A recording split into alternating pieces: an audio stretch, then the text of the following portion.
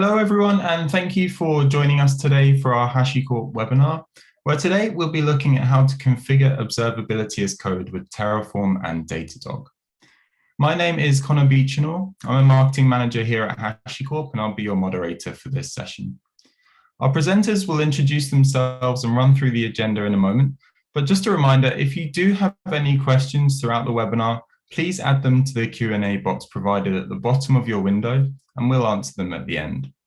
Lastly, just to note that this session is being recorded, and we'll share that with everyone via email after it's been processed. Usually that takes 48 hours. So with that, over to you, Daniel. Hey there, everybody. My name's Daniel. I'm on the community team here at Datadog. My official title changes from day to day. As you can see on this slide, we've gone with developer advocate, which sure, why not? I have the pleasure and absolute honor of being joined by my, associate, contemporary partner in crime at HashiCorp. Hey folks, so nice to see so many of you in the chat. It's great that you are all here. My name is Kareem Satirli. As Dan said, I'm a developer advocate, but what's in the title? I love playing with Terraform and I love making code usable, and that's what we're going to talk about today. So for today, what we want to do is kick off by setting the stage a little. Dan will share a bit about what Datadog is and how you can use it. I'll explain what Terraform is and how it fits into your workflow. And then we want to introduce you to the concept of observability as code. And at that point, we've probably had enough theory for the morning, and we'll just switch to a more hands-on part. We've got a demo for you that showcases some Azure integrations, Terraform Cloud, the whole shebang, and we've got the code for you ready to play along afterwards or at any point in the future. We do have a Q&A slot at the end, but please feel absolutely free to ask any questions at any point using the chat feature.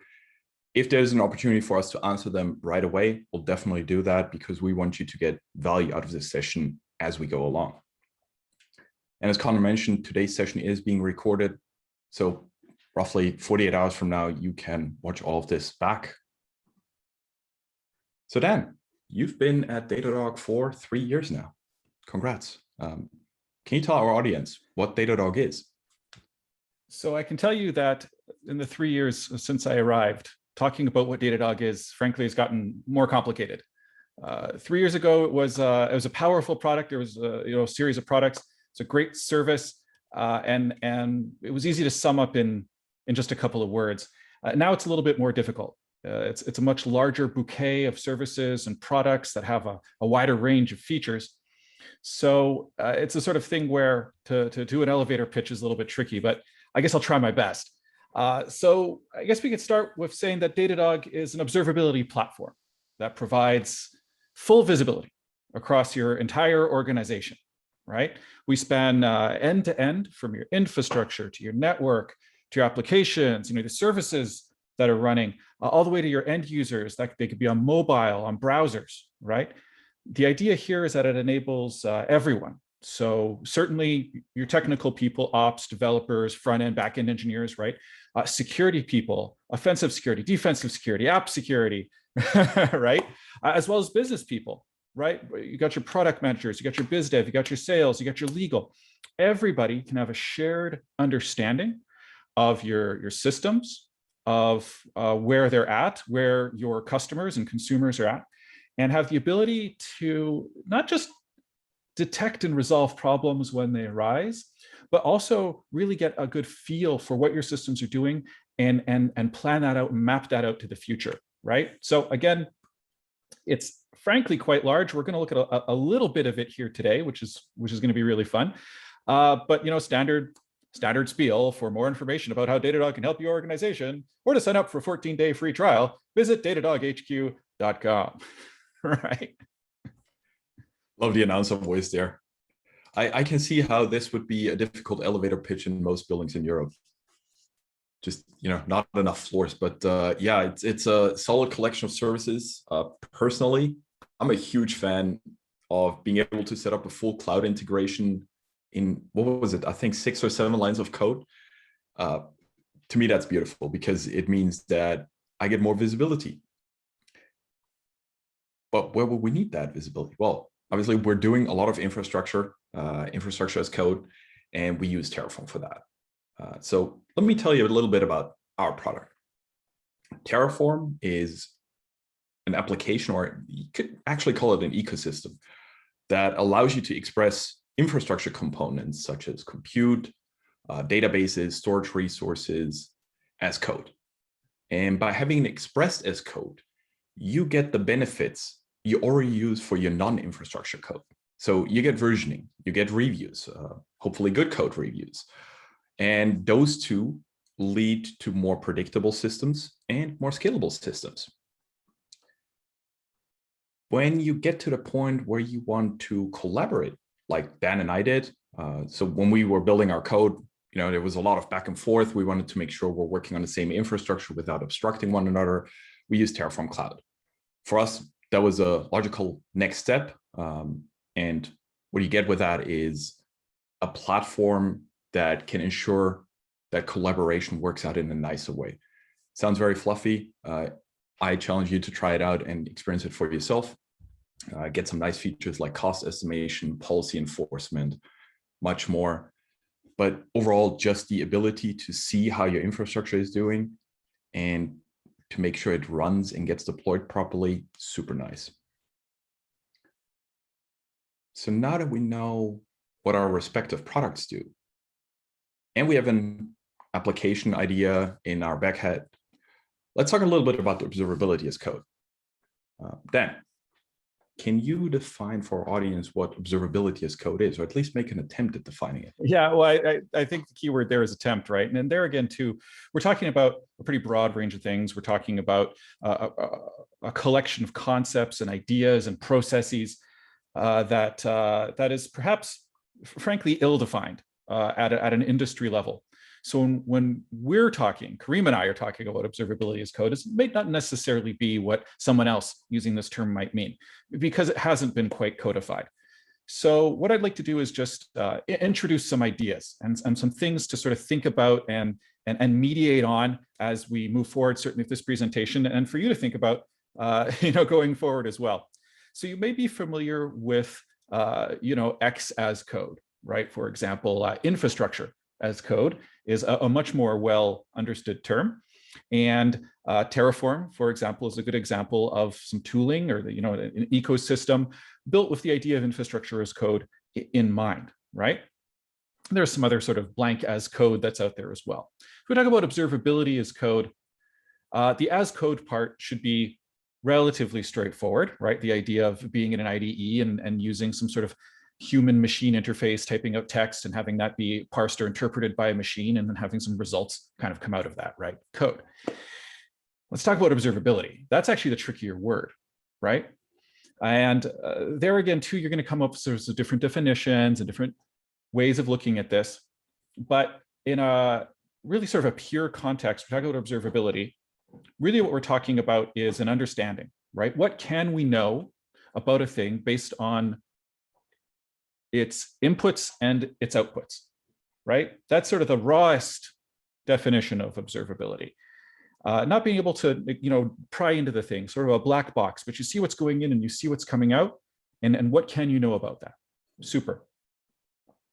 When we talk about observability in the world of tech, right? As technologists, as people deploying web applications, as people running CI/CD pipelines and whatnot, we generally extend that a little bit. When we talk about observability, we often include things like monitoring, right? And alerting in that bouquet, right? A hard drive is filling up, or our web requests are it's throwing too many errors or something like that, right? And we want to get a page about that. We want to get an email about that.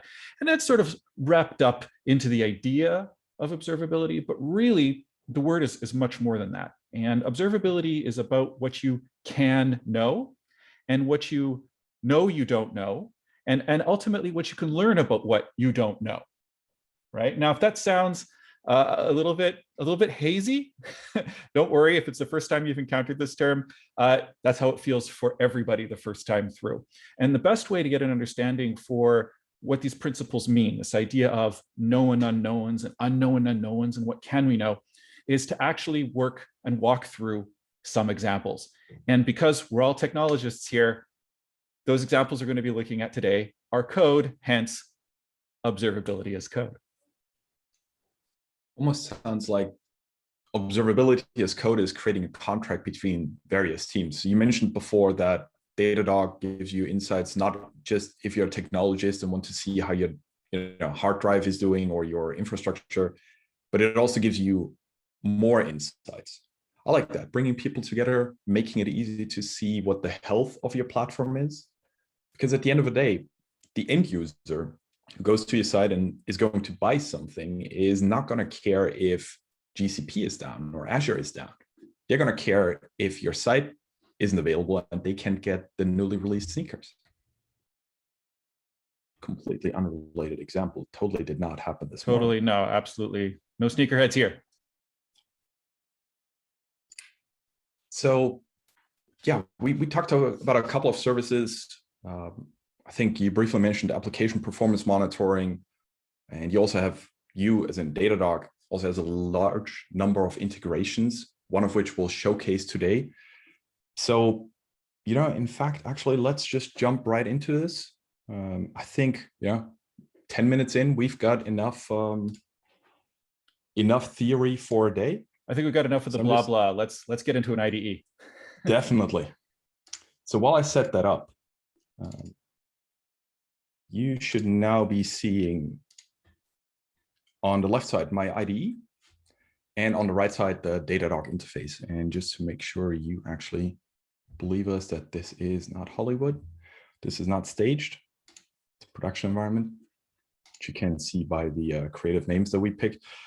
So what we did for you today, just to give you a basic understanding, we're using Microsoft Azure. We've deployed a Kubernetes service. We've got a workload running on there. And we're going to be starting on the most top level of wanting to see how our cloud is doing. And for that, we'll start with the Datadog Azure integration. And so just to verify, everyone can see my code and it's legible enough, or do I need to up the font size? I think the code window is okay, but the browser is unreadable. That's a very good point. Browser should be a little bit better now. If not, let us know in the chat and we'll go from there. So when you start out with deploying infrastructure, eventually you're going to run into that part where you want to know how it's doing. And you could configure this, and you should probably configure this on a service by service level, but sometimes it's also useful to see it on a whole cloud level. So what we're doing here on the left side of your screen, we're using the Datadog Azure integration to create that very setup. And so with those 6 lines, you have pretty much all you need to set up full visibility into your Azure cloud. And if I can find the right, there we go, tab in my browser, you can actually see it took us literally no time at all. We redeployed this morning just to make sure everything works. And when I say this morning, I mean like 15 minutes before the demo. And we've got workable code here. And of course, when you're talking about workable code, what is this code? Maybe there's certainly potentially people here in the audience who haven't actually worked with this before. Clearly, this is code, but what type of code is it? So the code on the left side you're seeing, if you've never used Terraform, this is a HashiCorp configuration language. It's a configuration language, as the name implies, to configure your infrastructure resources. Now, a lot of people, when they think about Terraform, they think, hey, I can do Azure, I can do GCP, it's a Google Cloud platform, I can do AWS, and that's about it. But there is a total of 850 different providers that you can use. So it's not just those platforms, it's also platforms like Datadog, platforms like PagerDuty. You could configure your Asana boards and everything down to Jira issues. It's a little bit overkill at that point, but totally go for it, because anything you define as code gets to be more repeatable and more scalable. So you're building blueprints. And we built a blueprint here that you yourself can deploy in your Azure account and in your Datadog account by essentially just providing your credentials, running it, and you're good to go. And the visibility you get on the right side, and we're not going to dive into all these integrations because there's way too many. Azure has a lot of services. Datadog monitors them beautifully. There's definitely a lot. But just to give you an example of a single one, 7 lines of code, and you get to see what pretty much like everything here is. This list is endless. And it's not the most interesting right now because we're not doing anything super special with it, but there's some power to it. So Datadog has a number of these integrations, cloud-based integrations for the various cloud providers that you may be familiar with. We happen to be looking at Azure in this case. We also have integrations for all the various types of services you might be running in your environment, Postgres, right? Jira, PagerDuty, right? All those integrations that Kareem mentioned, we have them on our side as well because we use these things ourselves, right? Also, the Terraform itself and the HashiCorp sort of family, the ecosystem, the tooling and whatnot, we use that at Datadog. We have for many, many years. And the tooling works very, very well together. We're mutual customers of each other and have a strong relationship there. All of this to say that if you're using some of the HashiCorp tooling, hopefully Terraform, if you haven't started using Terraform yet, you should really get on that train because it's a lot of fun. And I happen to be using some cloud services. It all sort of, I don't want to say it works right out of the gate, but a lot of it is set up and ready to go for you with fairly minimal configuration. And that's on purpose, right? The idea is to be able to hit the ground running. So, you've deployed a little bit of Azure, you've written a little bit of Terraform, you set up a key here, you configure, a policy there, and you're thinking to yourself, well, there's no way, Dan, there's no way it could be that simple. Actually, yeah, it is actually just that simple to get started. And you can start to scrape that information. Now, here's where I like to pause for a brief moment and speak to those of you in the audience who might be a bit more security minded, who are going, well, wait a minute, whoa. I don't want to give my keys to the entire kingdom here, right? We're not handing out a golden ticket to our entire infrastructure, to our entire cloud. Yes, sir. And that's, I agree, you shouldn't do that necessarily, right? And so just to reassure you, again, to the folks out there who might be concerned with this, you are always in full control of your infrastructure, of the information that is accessed and how it's accessed, and so on and so forth. You are ultimately in the driver's seat for how you're writing your policies, how you're distributing your application keys, your API keys, your users, et cetera, right? Terraform is going to allow you to manage that, right? And Datadog is going to allow you to access all of it and make sense of all of it. But at the end of the day, you're the one who's in control of the access to that information and decisions about how that information should be structured. And that's actually a super good call out. We're using a simple integration here, but of course, there's implications like we need a client ID, a client secret. So in Azure, you've got the principle of a service principle. Sentence came out differently in my head than it should have, but totally works. So what we're doing is we're creating an Azure Active Directory application all through Terraform. We allow user impersonation. We limit it to a specific identifier URL. In our case, we set it up for the EU version of Datadog, but a 2-letter change and you've got it running for the US version. And then taking that information, we assign a service principal and a password. If you're following along with the code, very important note, we're using the random provider to generate a random password.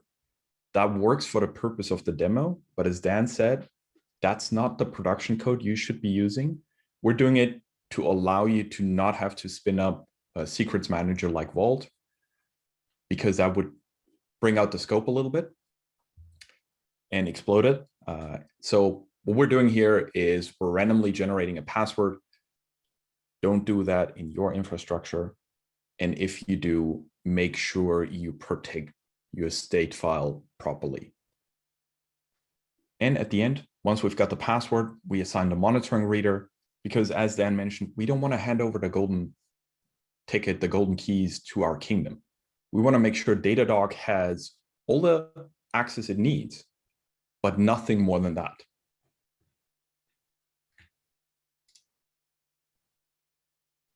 And again, this was just mentioned in the chat, but if you're watching this on repeat, or if you don't happen to have the chat open, we do have all of this, the repository for all of this code is available, it's open source, and we're going to make that URL available at a slide towards the end, so you can play along at your leisure afterwards.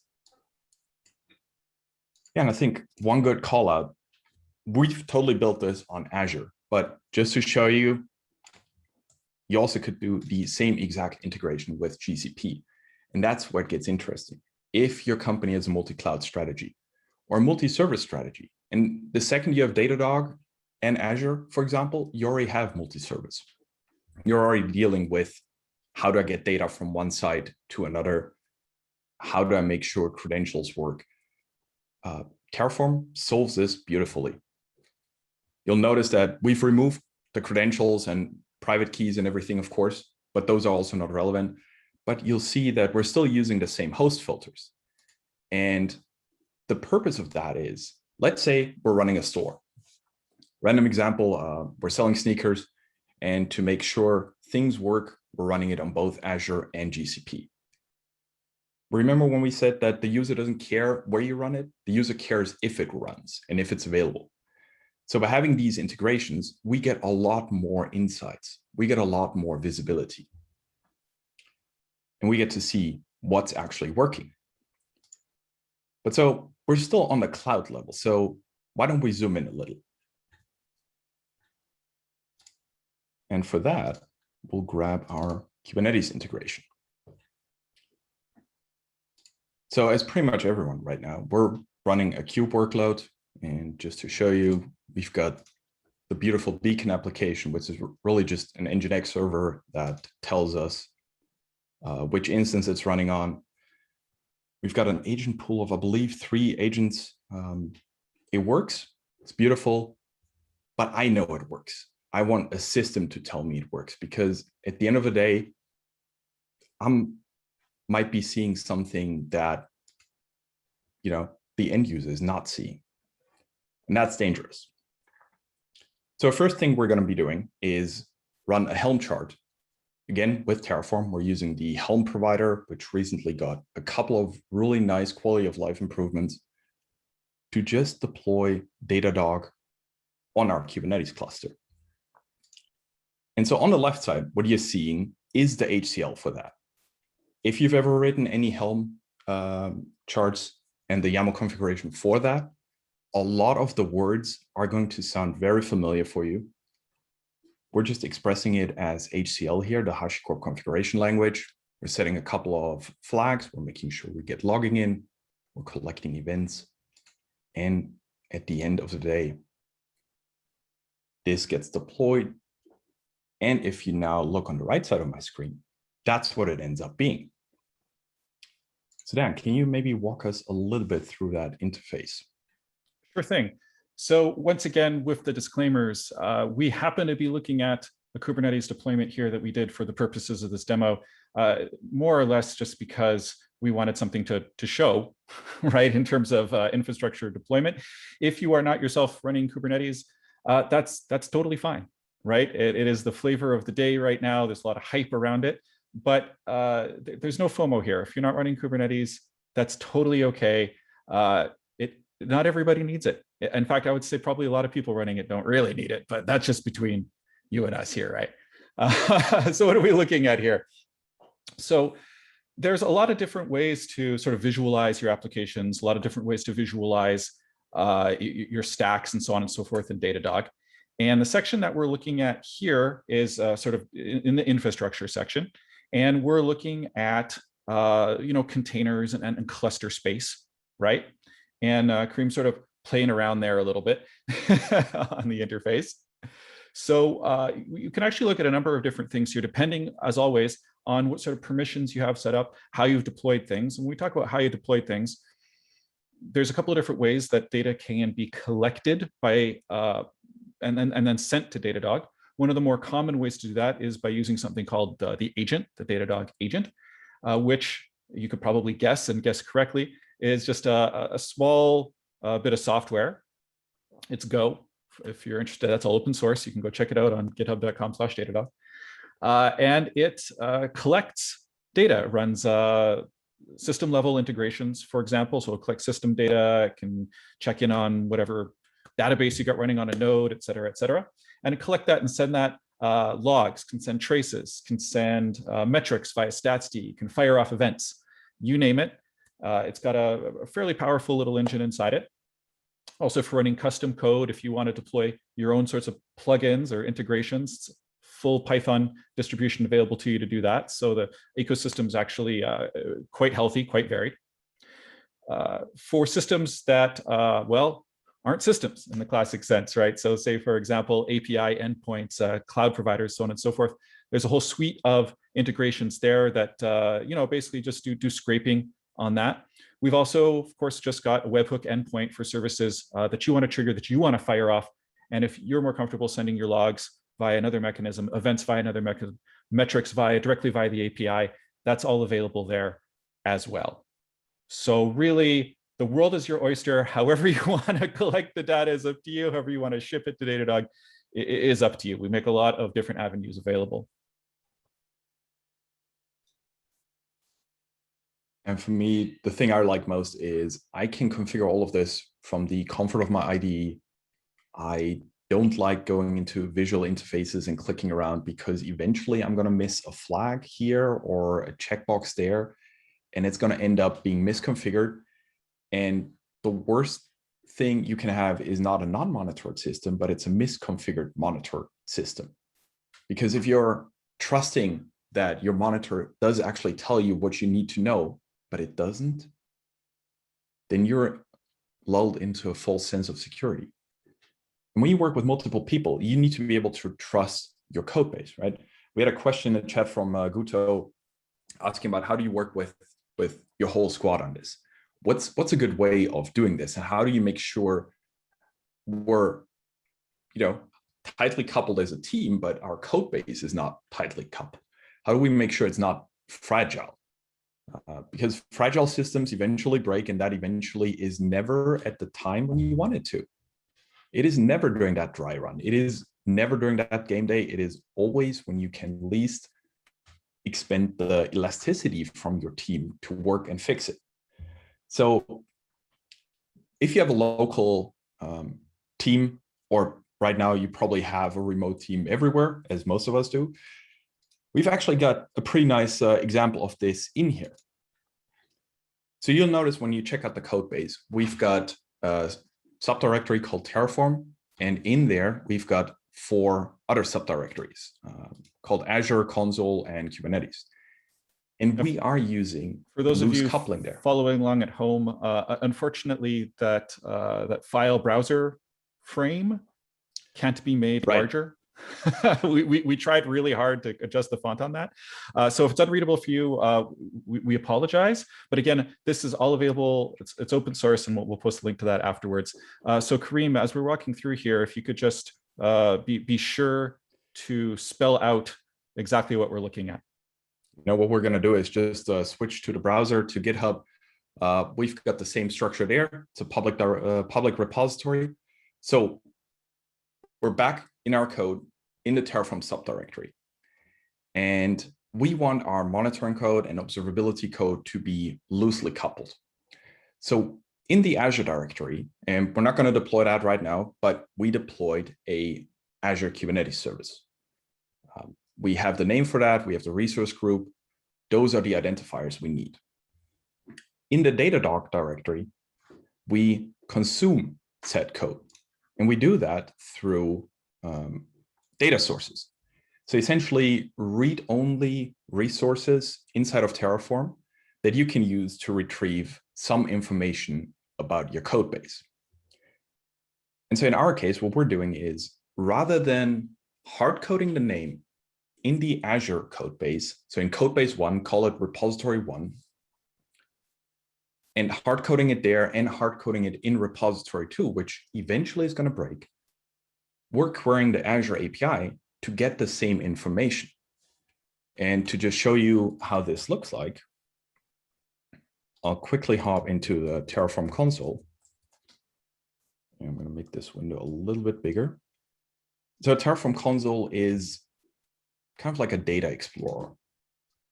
Terraform, when it works with resources, no matter if that's a kube cluster or a Datadog integration or whatever, you'll always have a lot of data. And that data is useful. It's most useful if you know what it looks like. So I'll start out with the data keyword, followed by the resource type. So that's, in our case, Kubernetes cluster, and the identifier is current. And if I print that out, I get a ton of data. It's going to take a while for me to scroll through that. So let's make this a little bit clearer by just printing out the keys to give you an idea of what's in there. And so you can see with this data source, because I have access to my Azure cloud, I don't need to tightly couple resource names. I can just query the Azure API to give me the right information for my kube cluster, including my kube config.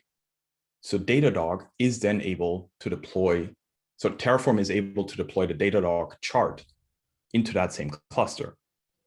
The cool thing about that is Team 1 is working on the Azure repository, and we mentioned this before, a contract between teams. And we all agreed that we're going to use a specific naming convention to make sure our resource groups end up in production. Now, because that becomes predictable, we can then just pull that in. And while Team 1 is working on the Azure side, Team 2 is working on the Datadog side. And we end up having a system that keeps working even if the underlying resources change. To me, that's powerful stuff. Well, it's certainly powerful because it allows each of the teams to retain a certain degree of autonomy, right? So instead of having some central authority, which is handing out labels from on high, engraved onto stone tablets for all time, which is the bad old way of doing things, right? Instead, we go, no, each team is comprised of individuals, working certainly out of their own self-interest, but also as part of a larger collective, right? And everybody's got sort of some ideas about how their work is to be structured, some ideas about what their work how it could be labeled and how it could work, right? And so by allowing each team to sort of auto-declare, right, what it is that they're doing and how they're doing it, and then just bubble that information up, then it can be sort of sorted and treated at a higher abstraction. Now, of course, there has to be some ground rules in place, right? And this is where somebody at some point in the organization is going to write a policy paper that says that, our dotted keys need to have this structure. And it's kind of like a haiku, right? You have a structure, but whatever you put into that structure, it is up to you. Yeah, 3 hard things in computing, right? So as we're going through this, we're sharing a few tidbits of things that we like. Terraform Console is really good when you're developing stuff like this, where you're sharing state between repositories or even just data resources, and it gets super useful. It is exactly as Dan said. We're removing the stone tablets because we don't need those. And it gives us the opportunity to zoom in a little more onto our code and make it more bulletproof. So as we're getting along in time, we've now gotten to the point where we have a full integration for our cloud, Azure and GCP. We know how our Kubernetes service is doing, at least on one cluster where we deployed our monitoring tooling and the Helm chart. So next up, we want to make sure that our application is also working and responding as expected. And just a reminder, our application, super simple Nginx, doesn't do the most fancy things, but that's okay because the principles still hold true. So feel free, when you play with the code, go in there, change our image to yours, and see where it takes you. And when you run into any interesting situations, ping us on Twitter, drop us an email. We'll share our email addresses later, and let us know what you feel about this.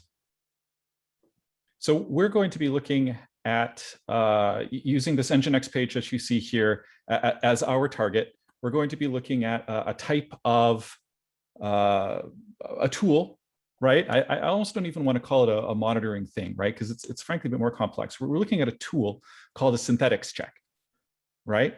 And the idea behind a synthetics check is that you can sort of create these scenarios which simulate how a person, or I guess potentially a bot in the case of sneakerheads, would actually point and click through the website, through your application, through your mobile app, whatever, and actually work through those workflows to ensure that the user experience is what you expect, right? And that's going to be everything from the very simple, right, which is it getting a 200 back, right? Is a piece of text we expect to be there actually there, and that's great, all the way up to the fairly complex, really subtle things like kerning changes, button changes, pixel perfect spacing on stuff, and then extending that us through the workflow and actually going, no, wait, if we click on this, then what? If we click on this, then what?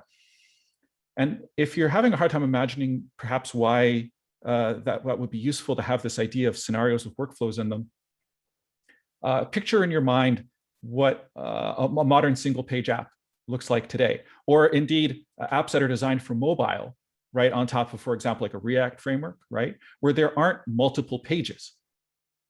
So classic monitoring strategies just aren't going to work, right? Classic event firing and logging strategies aren't going to work because only one page got uploaded. Only one payload was part of that initial delivery. And so here, because a lot of stuff now is happening directly in the browser, directly in the rendering space, you have to be able to look deeper. And synthetics are a really good way to do that, because we can design those scenarios and we can pull that information out. We can take screenshots. We can measure the time it took for individual elements to render and respond. And it's actually fairly straightforward to do in the Datadog interface. You just do the thing, right? In the web browser, it records what you're doing. You get a chance to review that. And then you can just play it back. And there's quite a lot to configure there, of course, but in a nutshell, that's very, very simple. And this, by the way, and this is a question that comes up at the end of every webinar whenever we talk about this stuff, so I'm actually just going to address it right now, right? Which is, we're using Datadog and we have checks and monitors and alerts and tooling configured, and we're using Terraform and we're deploying infrastructure, and maybe even a little bit of Datadog as well, maybe on application keys and things that are a bit more static, right? But we're having a hard time wrapping our heads around the idea of how to code monitors and checks and more complex things like synthetics and real user monitoring and so on and so forth directly in HCL. And that is a fair assessment, right? And so again, the question that comes up all the time is what's the best strategy there? And well, I mean, there's a couple of different ways to do it. What is the best strategy? Yes. How would you recommend doing it, Kareem? We'll see if it matches up with mine. So this is actually an interesting, because I think it always comes down to the it depends answer, right? My personal preference for this is I'll start out with Terraform and get the basic setup of my synthetics test, or any other test like a dashboard, which obviously isn't a test, but any other type of resource. I already know a lot of stuff from my infrastructure, and so I'm using Terraform to fill it in. If you remember, we're loosely coupling this. We're querying the kube cluster for its IP, for the workloads that we're running, and we're having all of that filled in dynamically. And you can see that in lines 5 through 8, we're making a GET request to an IP, which also shows up in my Terraform outputs. It's printed out right here. We're on port 8080. And you can access that from home as well. Again, not the most interesting thing, but we're filling it in dynamically. And that's really powerful, because if another team recreates the AKS cluster, we end up having an updated Datadog test pretty much, the next time we run Terraform. So then I already know that we're testing a website here. We're testing it in a browser. I want to make sure it looks good on a laptop with a large screen. I want to make sure it looks good on a tablet. And we're targeting the EU region for this one. So we want to pull it from Frankfurt, Ireland, and the third location, which I'm currently blanking on. I want to say it's London, but I'm not 100% sure. And we're just going to make sure we pull our site every 5 minutes. And you can change this to a tick that suits you. Maybe you only need to check it once every hour. Also possible. And if things don't work out, we can set in a message. If we define a Datadog user, which we could also do through Terraform, then that user would get notifications. So at that point, we've got the basic framework, but how do you go about the actual browser test? So if you switch to Chrome, which we're not going to do right this second, but bear with me. If you switch to Chrome, you can run the Datadog screen recording application to record the steps. So for example, if we're going back to our site, what we want to make sure is that the footer says updated in 2021. So we already know our test is going to fail because we're using a slightly dated Nginx version. And we want to make sure that the footer also has a request ID. And that's useful because if we know that request ID on the front end, and keep in mind, we're only testing the visual parts here, but we could also be testing things by XPath or CSS identifier that are not directly shown to the user. We then get a lot more insights into our platform because we can then track the request all the way from when it hits your load balancer to whichever cloud it ends up in and see how it all performs together or doesn't. This idea, I think, is actually quite powerful, right? Because I know from speaking with our customers, I'm sure, Kareem, you're speaking with your customers as well, that a lot of people are in a process of migration right now. And that could be migrating from, classically managed using static, code deployment tooling on-prem infrastructure to doing sort of a roll your own cloud situation. Or they could be moving to a hybrid model. They could be going fully cloud, or they could move from one cloud paradigm to another, trying to go multi-cloud, right? But the watchword right now for so many organizations at every level is migration. And one of the issues that comes up time and time again, and again, because we're technologists, it's good and true that it comes up, is trying to be data-driven, right? How do we know that we're making good decisions?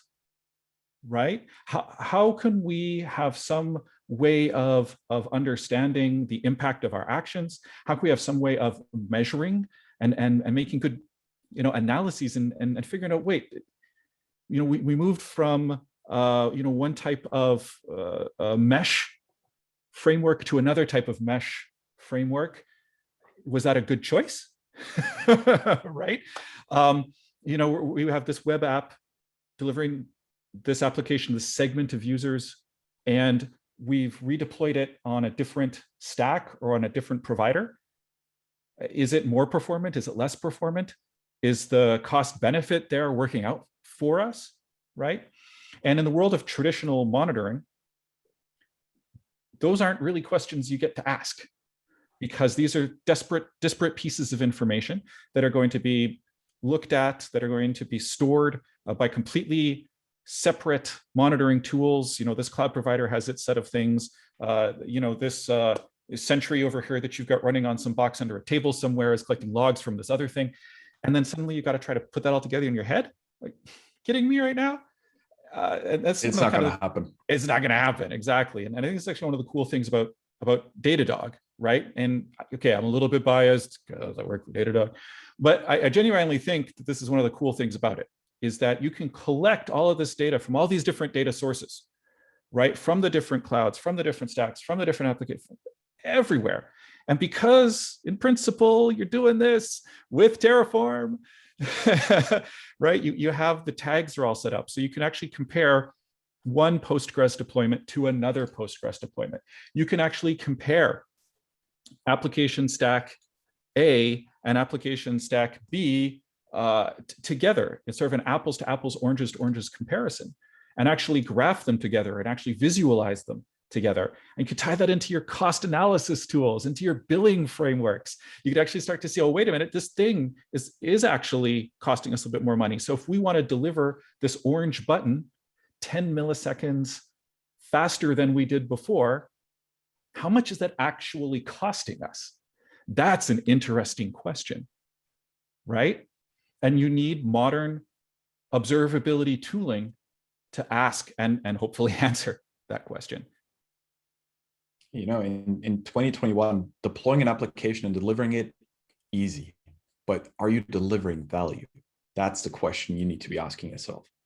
Because if your application is just running and, you know, using up CPU, but doing nothing, maybe it's not even connectable, then you want to know, and you need to know. I like the example you gave with comparing apples to apples and oranges to oranges. If you look at the clouds and the amount of services you have, you're actually starting to compare almost fruit bowl to make sure that they both serve the same purpose. You know, maybe you want to make sure that 50% of your traffic always hits one of the two clouds you have, because that's the weighing you have. But maybe you want to make sure edge locations are always hit first. And without digging through the logs, which nobody has time for, you're not going to find out about that. So having a tool that you can automate for that, or you change a couple of host filters to make sure that you're actually getting your production environment on a different cloud with the same identifiers, it's very powerful stuff. To torture that metaphor a little bit more, right? Talking about a basket of fruit, right? A modern cloud platform such as AWS, Azure, GCP, et cetera, it's a horn of plenty, right? There are competing services and products even within Azure's ecosystem, right? And this is going to be true across all the platforms. And even if you're not gone multi-cloud, even if you're not migrating from one thing to another, you're not even, you know, who's doing hybrid? That's a pain I don't want to deal with. There's still lots of decisions that have to be made within the context of a single cloud provider. And this is actually something that Karim and I ran into when we were exploring this demo, setting it up on just Azure, right? We had to make decisions about what parts of Azure did we want to enable and disable, because it kind of looks like they do the same thing, right? And if we were actually, you know, deploying real infrastructure and on a real application for real end users, how could we make those decisions? And one way to do it would be to, okay, well, let's try both. Let's try both and look at the data and visualize together and analyze it together and be able to make those assertions and decisions in a, now I've said this word a lot, so it's starting to sound funny, but in a data-driven way. I think data-driven decisions are the best decisions because you have something to base it on. It's not about a gut feeling. Yeah, I feel that the orange button is going to do better in performance. That's cool. Test your hypothesis. And the way you test it is getting that data. But having to manually set up those checks, nah. I got better things to do. And I know as a human, I will make a mistake when it counts. And that brings us back to that false sense of security. You want to make sure, and this is not to spread, you know, FUD, fear, uncertainty, doubt. It just make your life simple by codifying your infrastructure, which means you have better infrastructure. And, you know, when your yearly review cycle comes up, that's going to work in your favor. And this really comes back to bring it full circle before we open it up formally to questions, although we have had already some questions come in, so thank you so much for that. What is observability as code, right? And I said it's a little bit fuzzy at first, and hopefully now it's at least you have some ideas and some ways of thinking about it and some ways of reasoning about what that might mean for you, for your context, right? We talk about observability as code. We're talking about treating the way that you look at and understand your own software, your own applications, and ultimately your business, the same way that you treat how you deploy it and right, and how you manage it from a technical perspective, using the same tooling, the same paradigms, the same patterns, the same rituals, right, of development environments and code review and trunk-based development and CI/CD pipelines and test-driven development and so on and so forth that you're going to have for your code. And now, because it's 2021 and we've been doing this for a few years already, same thing for your infrastructure, right? And now we're going, wait a minute, let's just bring the next element into that, right? Which is our observability tooling, and really bake that in using the same ideas and principles and rituals and agreements and contracts and levels of assurance. And in so doing, right, we gain that trust, right? We know, wait a minute, if we said, I need 10 of X at some point in the code, then I don't have to worry about then updating a monitor somewhere, right? Because we're reading it from exactly the same place. And once we have that contract and this idea that our observability is an integral part of our code, an integral part of our infrastructure, really a partnership in how it is that we are running our business, again, from a technical perspective, we gain the power to trust the data. And when you can do that, oh my gosh, it unlocks so much mental burden just disappears and creativity is unlocked. And if you've never had that feeling before, get on the train, get your ticket now, because make 2021 the year, right, where you start treating observability as code. It really is just a mind-blowing thing. And it only takes, honestly, an afternoon to get a use case started. Easily. And it's worth it. Like Dan said, it makes it more reliable, it makes it more joyful.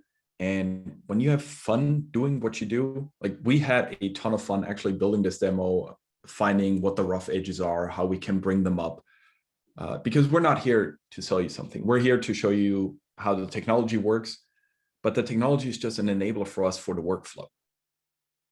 And I think we've got a pretty nice workflow. Again, if you want to follow along at home, we've got a couple of resources. Feel free to take a screenshot of that. I think a couple of people asked, yes, we're going to be sharing the video afterwards. So no worries if you missed something or if you want to go through our puns again. At this point, if you have any questions, drop them in the Q&A and we'll be happy to answer them. Again, we had some questions come in during the course of, and I appreciate everybody asking questions. This is a huge topic, so please do not be shy. And remember, there's no stupid questions. If we didn't cover something that we should have covered, we'd like to help you by making it more insightful and more visible right now. Because if you're wondering about something, somebody else is too. So, chaps, just a couple of questions that have come in. Dan, we'll start with one to you, actually. Can you go into the differences between monitoring and observability a bit more? Right. So, I mean, that's a good question. And it's one that I touched on a little bit kind of at the start. And it does bear diving into a little bit more. So, again, when we talk about observability, it does have a formal definition, from the world of engineering and like real engineering, like building bridges and things, right? So it's kind of what we can know about a thing, about a system by observing its inputs and its outputs. And I say this, and I know I'm repeating myself, but it's really important to understand that it does have a definition, and that definition plays into thinking about the difference between the two things. So monitoring, all right, is only about that output side of things in many ways, right? It's about seeing the results and then taking some action or making some decisions based on that, right? But the key thing there is that monitoring only helps you to look at the things that you know to look at, right?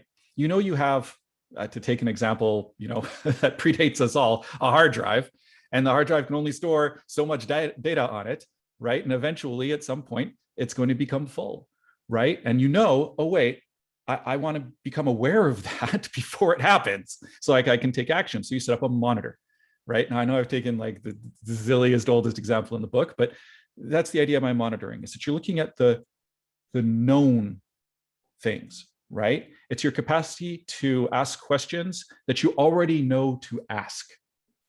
And that's good and true, and monitoring will get you 90% of the way there, right? But that's not where the hard problems are. That's not where the difficult questions are. That's not where innovation happens. That's just operational stuff you need to keep on top of to keep the lights on, right? Observability gets you, and I say it's like the sort of the last 10%, but that 10% is everything, right? Those are the questions you don't know to ask. Those are the situations that are arising that you didn't expect. And those are the interesting ones. I'm avoiding the word dangerous, but those are the interesting ones, right? And observability is about giving you the full range of data to be able to look at things you didn't know that you were going to want to look at before, be able to ask questions you didn't know that you had to ask. And part of that is in the collecting of that data, right? So you have to be collecting a vast swath of data, even if you didn't expect to be doing so, right? And you have to have a way of looking at that data. You have to have some sort of interface, some sort of mechanism to query that. And I'm using a bit of a couched language here because, frankly, there's a lot of ways to do it, even just within Datadog, right? But that's sort of the big difference there between those two things, right? Is that monitoring is about asking questions about what you already know, and observability is about asking questions about what you don't already know. Got it. Great answer, Daniel. Thank you for that. And Karim, perhaps a question for you. Is it possible to create dashboards using Terraform? It's actually a beautiful question. I saw it pop up in the chat. So what we showed you today was cloud integration, a Kubernetes integration, and a synthetic test. But we totally did not dive into dashboards. We did that in a previous webinar. We've got some code for that available. The long and short is, yes, you can absolutely use Terraform to create dashboards. My personal workflow for that is, because dashboards have layout components, defining X and Y components, making sure a service logo shows up in the right corner, or the left corner, I guess, stuff like that. What I like to do is I build it out visually in Datadog, then export that dashboard and bring it into Terraform with the import functionality much quicker because of the many visual parts, and a lot cleaner. And then I version it. Once you've got that basic blueprint of your dashboard that you want to run on your secondary screen, or what we used to do in offices, that huge bank of screens, it's nice when you have it in Terraform. Build a blueprint out of it and easily replicate it for all your environments, and just keep going and iterating from there. There's a power there, which is treating observability as code, right? So instead of artisanally creating dashboards by hand for every time that the application stack is deployed, which if you're a services provider yourself and you have 1,000 iterations of that stack with minor variations each, as Karim said, just make that pattern once, write it once, export it, put it into your Terraform, and then templatize it, right? Inject the variables you need to for that particular stack that are coming out of your source of truth, console and Paul, and then just deploy that along with the stack. And every time something in the stack changes, right, a coordinate changes, a value changes, that just comes from that source of truth. So you don't need to worry about updating the dashboard. It just gets updated when you deploy it. Exactly. And the dashboards are just simply HCL. The Datadog API outputs them as JSON, but we can consume them as HCL, bring them into Terraform. Worst case, if you really want to go the hardcore route, you could still store them as JSON because HCL is JSON compatible, but you get a lot more benefit out of it by having it in HCL because you get variables, dynamic references, and a lot more composability. And so we had a question from Jules on best practices on how to compose multiple Terraform modules for monitors. And I want to zoom out for that one a little bit because it also begs the question, should you store your observability code right next to your application code? And the short answer here is it depends. The long answer for that is think of your infrastructure when you codify it as building blocks. Think of it as the Lego set. You know, your EC2 instances are going to be a brick of one type. You're going to want to have monitors. So build a module just for the EC2 instances. Use that as the building block for your service module. Your service module is going to have two components. It's going to have the EC2 instance, and it's going to have the monitoring part. You'll probably also need some firewall rules because you want to make sure each service instance that you deploy actually is connectable, either internally or externally, depending on your use case. And build the layers like that. So base layer, EC2, your compute instance, right next to that, your monitoring code, put those two together into a single module, and you've got a beautifully scriptable system that you can just work with. Amazing. Well, I think with that, we're at time.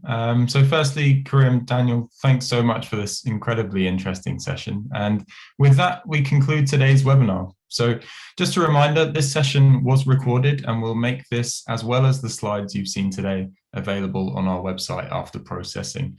And that usually takes about 48 hours. I'll send you the link via email once it's ready as well. So I hope everyone enjoyed today's session. Thanks so much for joining us, and we look forward to seeing you next time. Thanks, everyone. Thank you.